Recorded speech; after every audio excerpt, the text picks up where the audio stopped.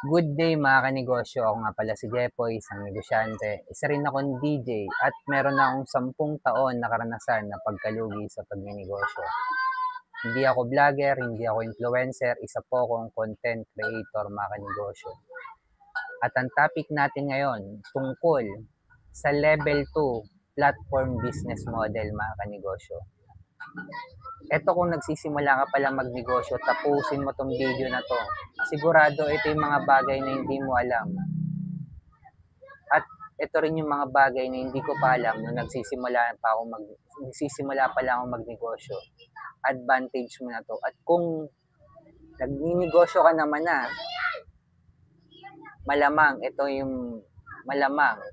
ito yung bagay na possible na makapagpalaki pa ng negosyo mo. Kaya panoorin mo to mga kanegosyo. Platform business model.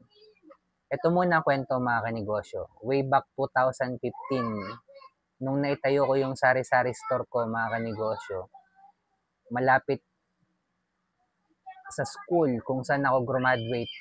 Graduate po ako ng marketing management mga kanegosyo sa Technological Institute of the Philippines sa Cubao. At bakit sari-sari store mga kanegosyo? Ito kasi yung pambansang negosyo. Una, hindi rin ako marunong magluto. Gusto ko lang talaga matry yung pagninegosyo. Tapos, yun.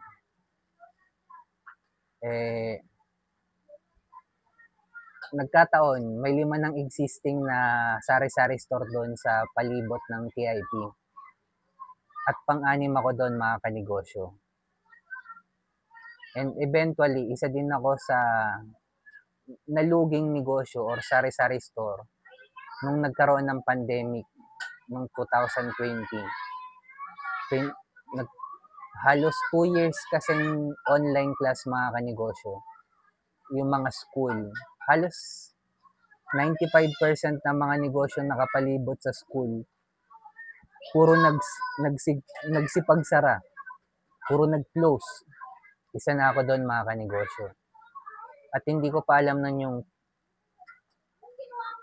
Focus in One, Community ng Mayaman, level 2 business model tulad ng platform business model, franchising, distribution, manpower, software, business model, licensing. Hindi ko pa alam yan mga kanegosyo.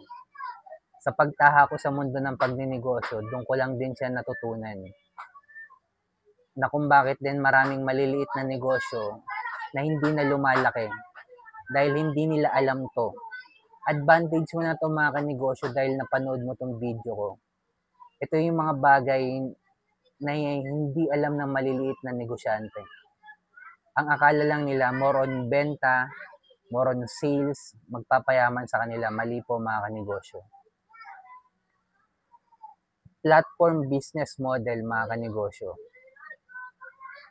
At ang best example ko dyan, grocery store. Which is kung saan nagkikita yung buyers tsaka sellers.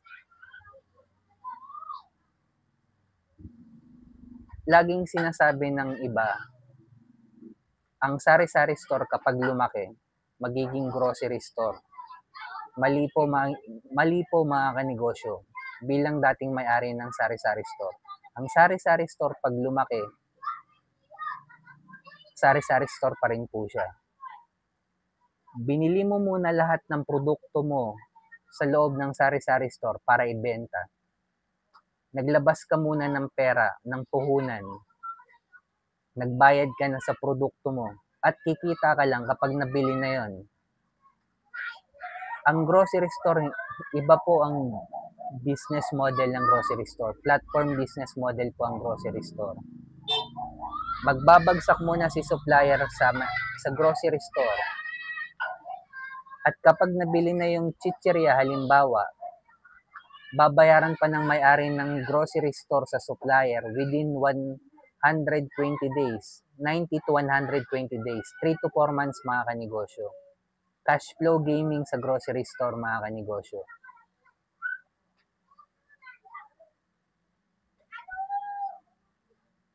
Kaya panalo yung may-ari ng grocery store dito.